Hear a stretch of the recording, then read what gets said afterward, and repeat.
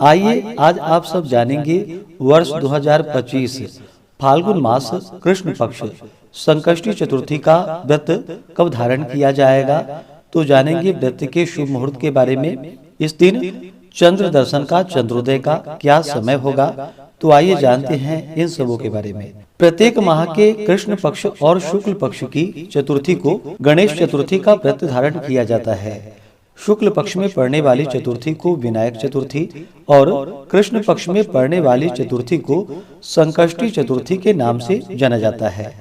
फाल्गुन मास कृष्ण पक्ष की संकष्टी चतुर्थी का जो भी भक्त सच्ची श्रद्धा के साथ इस व्रत को धारण करते हैं, इस दिन भगवान गणेश चौथ माता का पूजन करते हैं और फिर चंद्र देवता को अर्घ्य प्रदान करते हैं। तो इस व्रत के प्रभाव से व्यक्ति के सभी प्रकार के दुख और संकट दूर होते हैं। यह व्रत जो कि शत्रु नाशक व्रत है तथा अष्ट सिद्धियां नवनिधियां करबद्ध होकर सामने खड़ी रहती हैं। इस व्रत का प्रभाव इतना है कि यह सभी प्रकार के मनोवांछित फल को प्रदान करता है। फाल्गुन मास कृष्ण पक्ष की चतुर्थी तिथि प्रारंभ समय 15 फरवरी 2025 दिन शनिवार रात्रि 11:55 और चतुर्थी तिथि की जो समाप्ति है वह 16 फरवरी 2025 दिन रविवार रात्रि 2:17 पे चतुर्थी तिथि की समाप्ति है। संकष्टी चतुर्थी का व्रत इसे चंद्रोदय व्यापनी ली जाती है। तो चंद्रोदय व्यापनी के अनुसार इस बार सभी भक्तजन 16 फरवरी 2025 दिन रविवार को व्रत को धारण करेंगे। 16 फरवरी को ब्रह्म मुहूर्त का समय सुबह 5:16 से सुबह 6:07 तक होगा। सूर्योदय का समय सुबह 6:31 और सूर्यास्त शाम 5:52 होगा। इस दिन चंद्रोदय का चंद्र दर्शन का जो समय है वह 16 फरवरी की रात्रि 9:39 पे चंद्रोदय है। तो इस समय के बाद भगवान का पूरे विधि विधान के साथ पूजन करके चंद्र देवता को अर्घ्य प्रदान करे तो बड़ा ही पुण्य फलदायी होगा। 16 फरवरी को राहु काल का समय शाम 4:27 से शाम 5:52 तक होगा।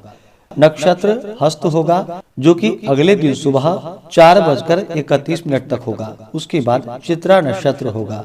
योग धृति योग होगा सुबह 8:06 तक। उसके बाद शूल योग होगा। 16 फरवरी को सर्वार्थ सिद्धि योग और अमृत सिद्धि योग भी बन रहा है जो कि सुबह 6:59 से अगले दिन सुबह 4:31 तक होगा।